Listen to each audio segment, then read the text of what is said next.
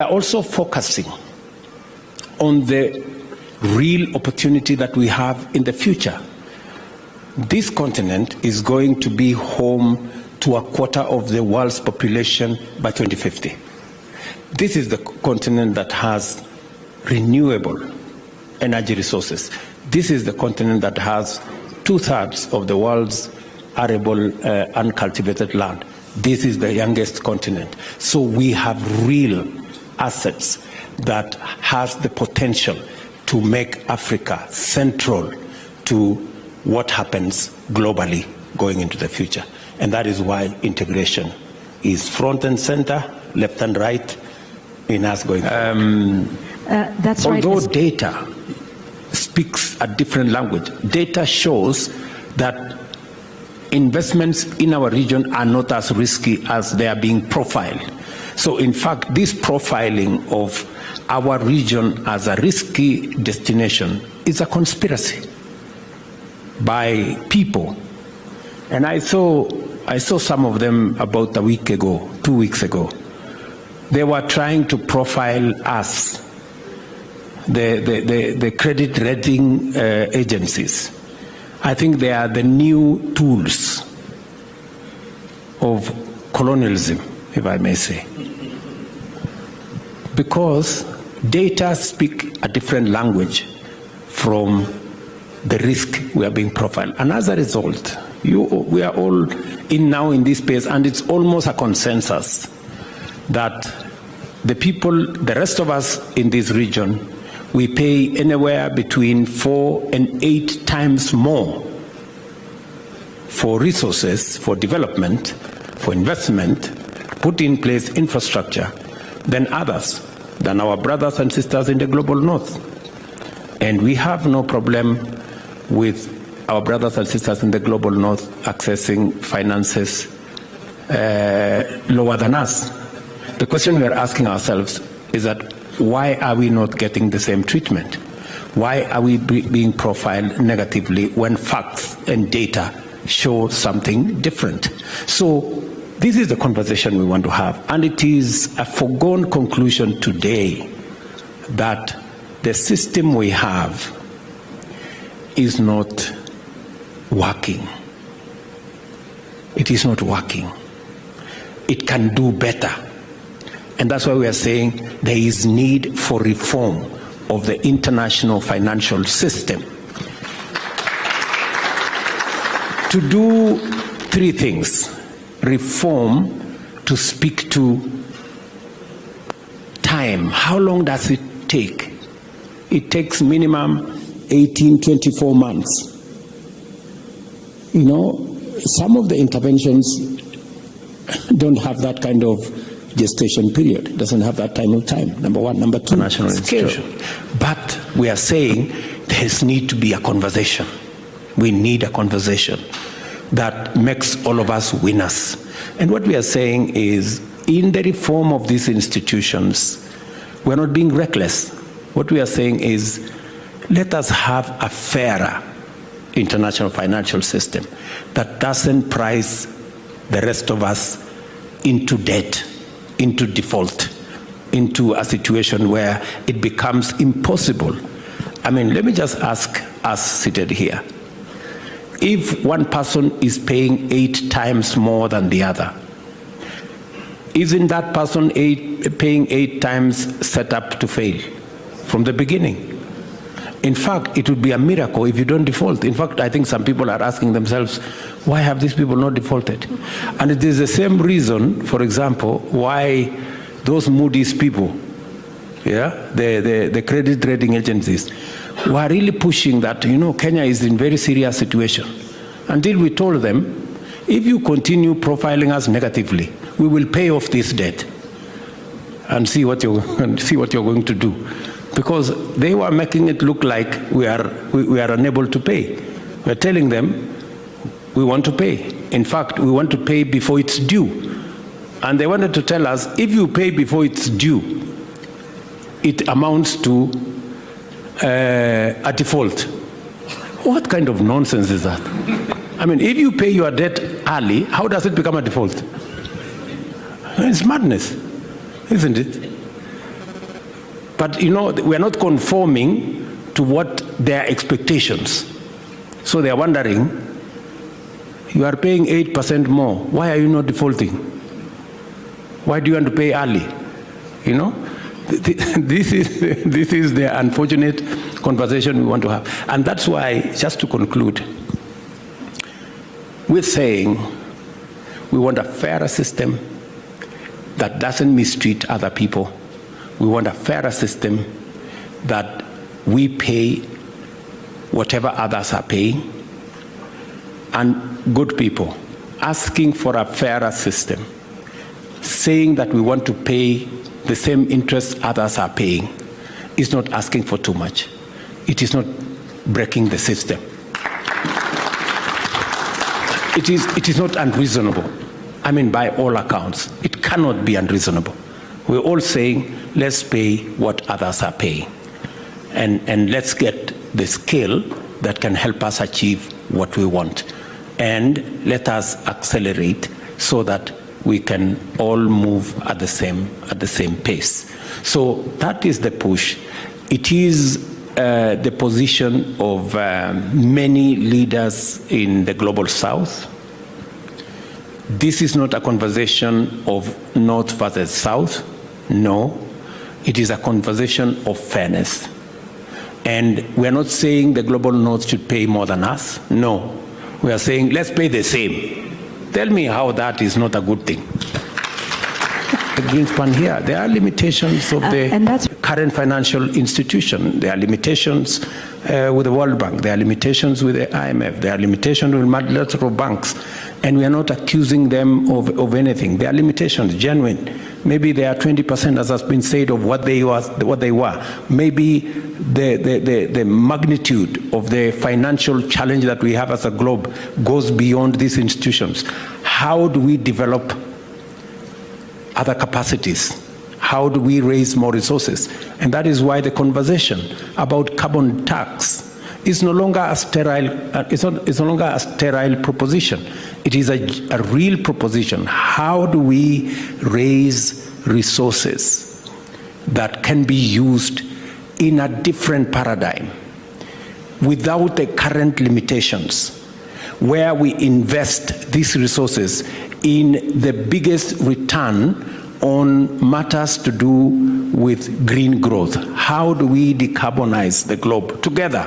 If the best opportunities are in Africa, let us invest in Africa.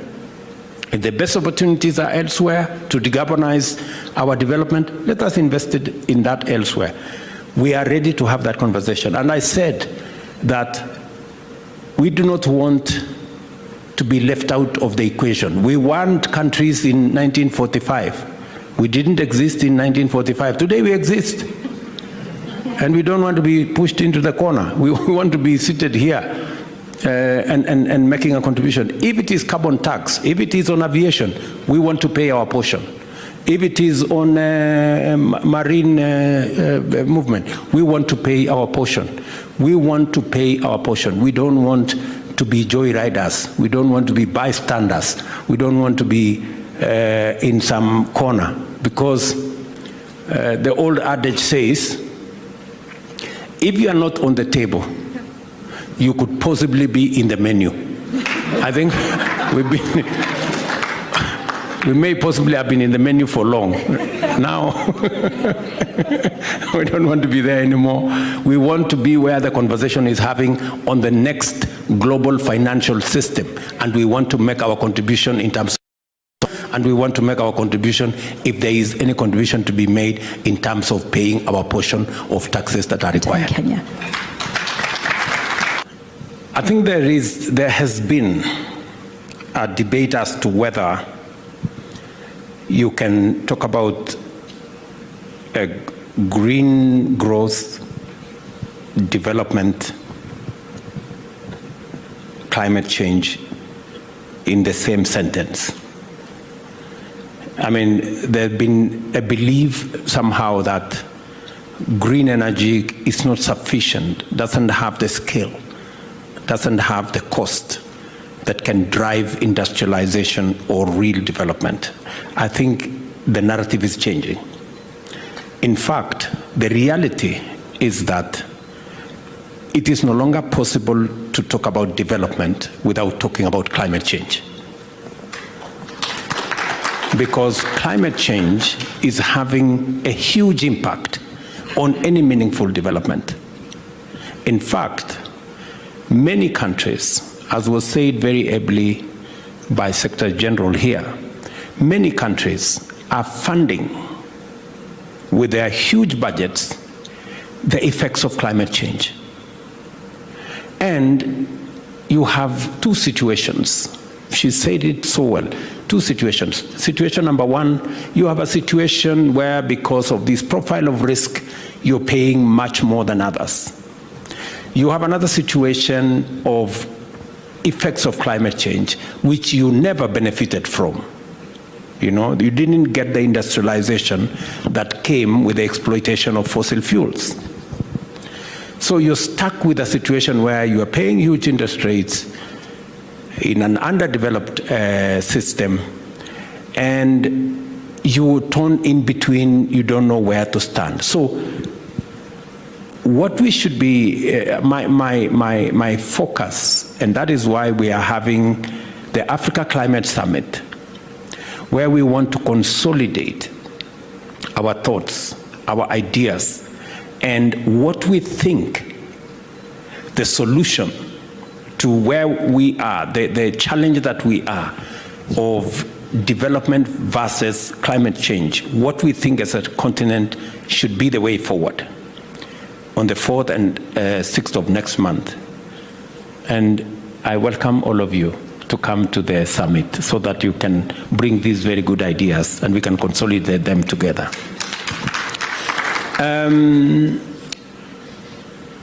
Because of the inevitable, and it's now a confirmed reality that Africa is home to the largest reserves of green energy.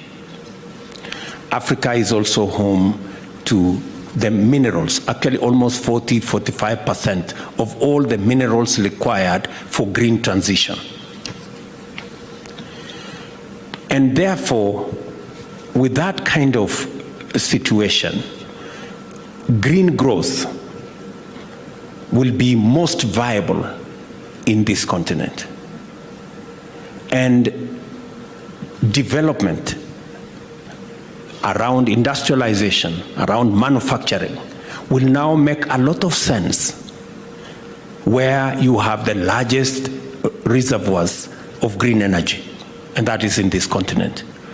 And therefore, going into the future, green growth, green industrialization, green manufacturing, the genuine natural home will be in Africa. And that is why we are pitching that if the reality is, and I think we all now agree that it is not an option anymore unless we do not want to have a home for all of us. If we continue the fossil fuel trajectory, we will burn this home, this earth, and it will burn for everybody.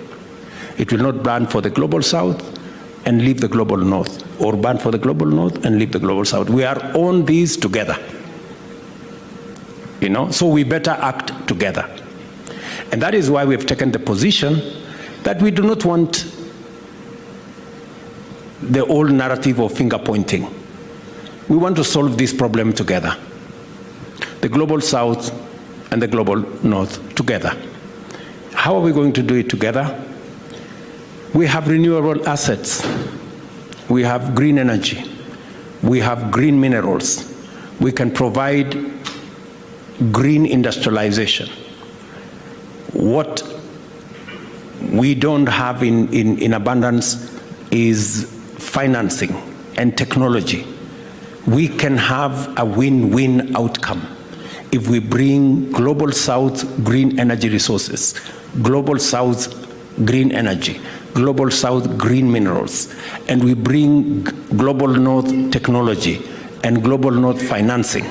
we will come out with a win-win solution instead of the endless quarrel between the North and the South.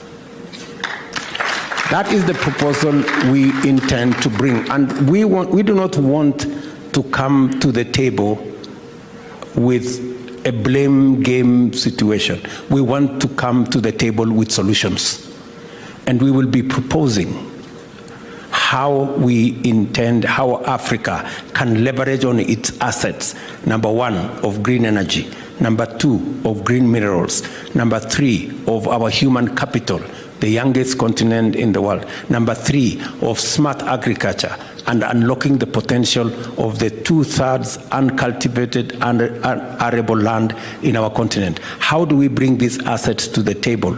To do two things: to provide green growth, to provide jobs, and to decarbonize the rest of the globe.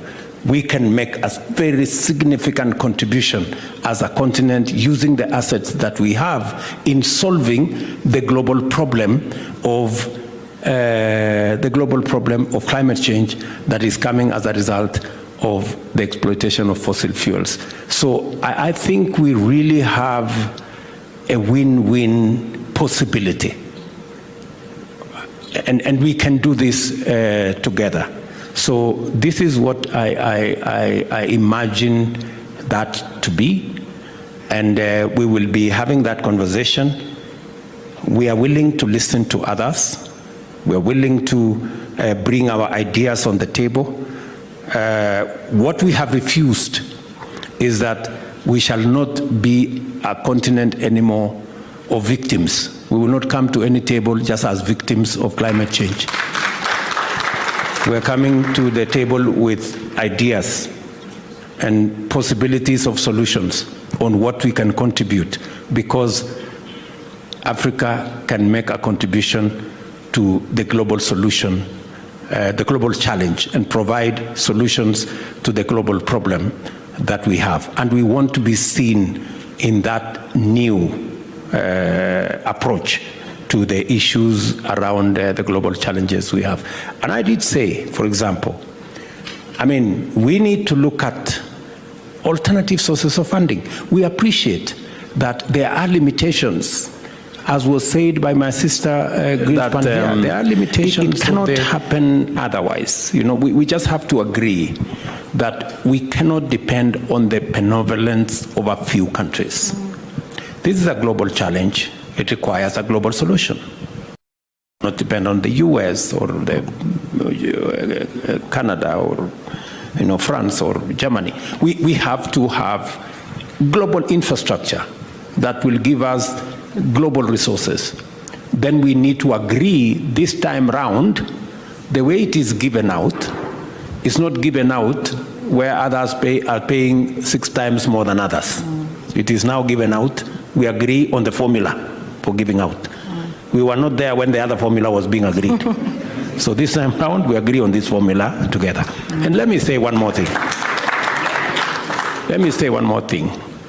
You see, even speaking to this aspect of risk and aspect of, debt as a percentage of GDP, what is the balance sheet we are using for countries?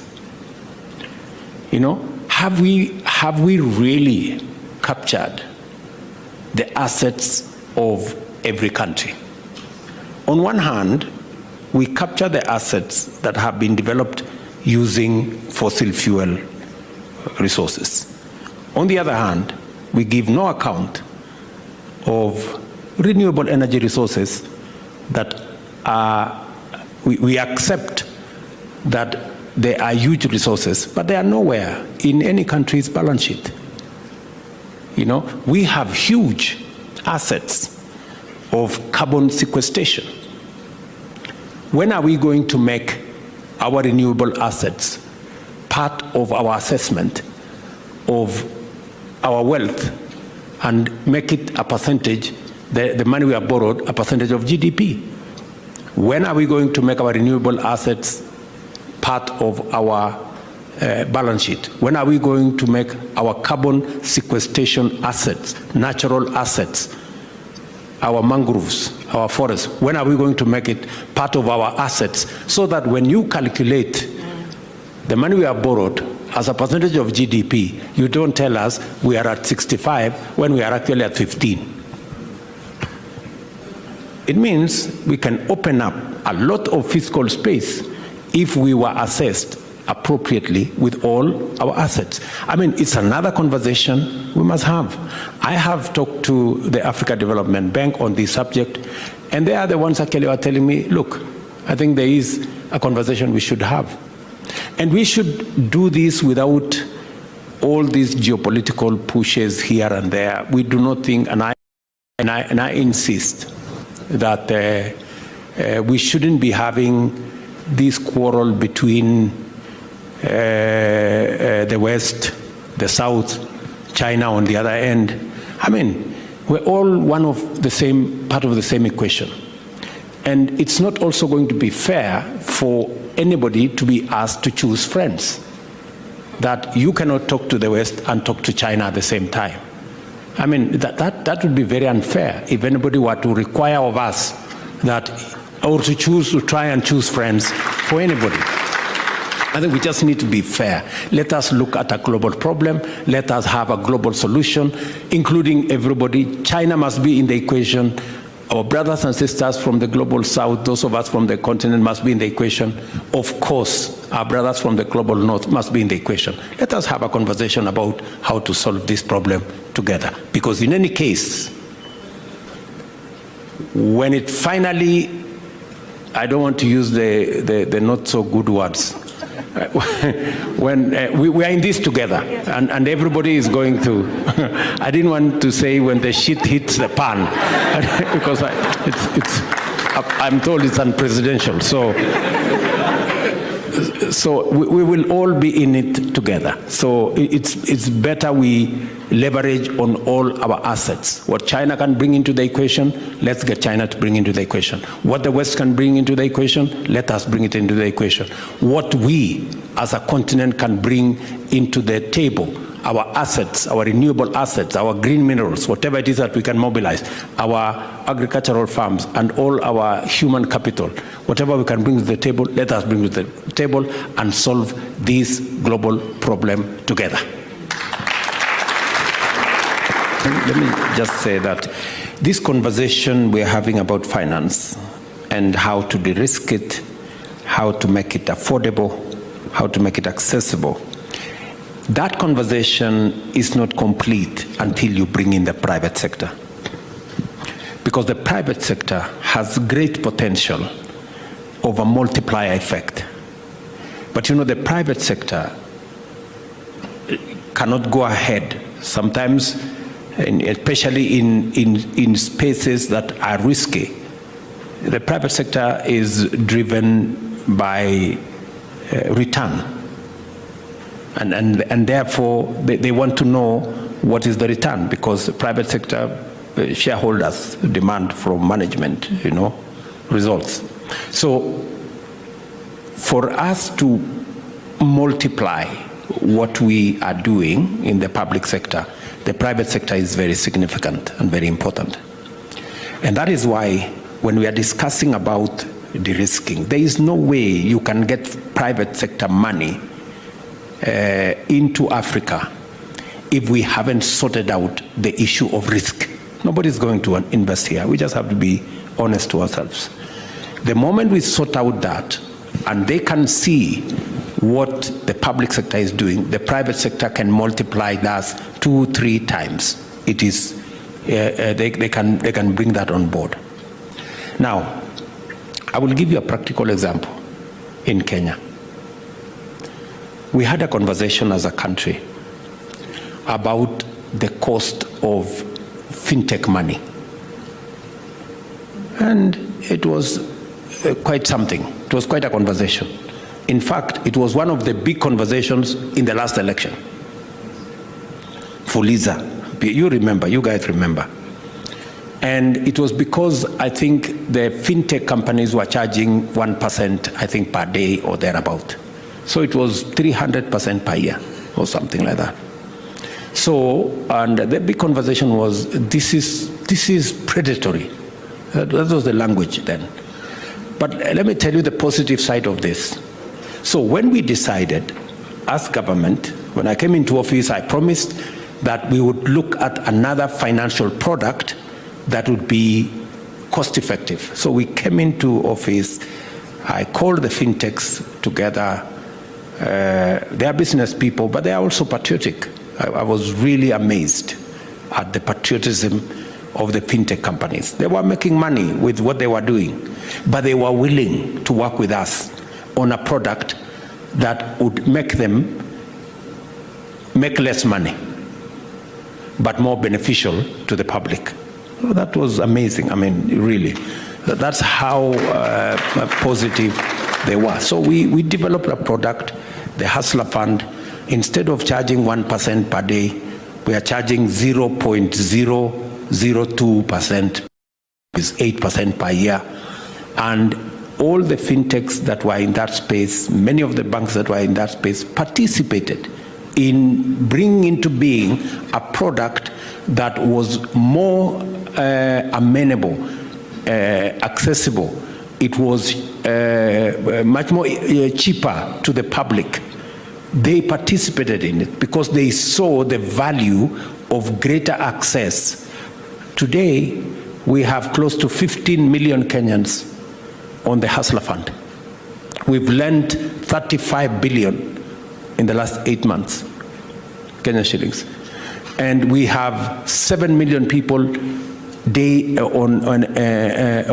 almost daily in that space. So, and the same private sector that was participating in the predatory one, if I may call it, are participating in this one.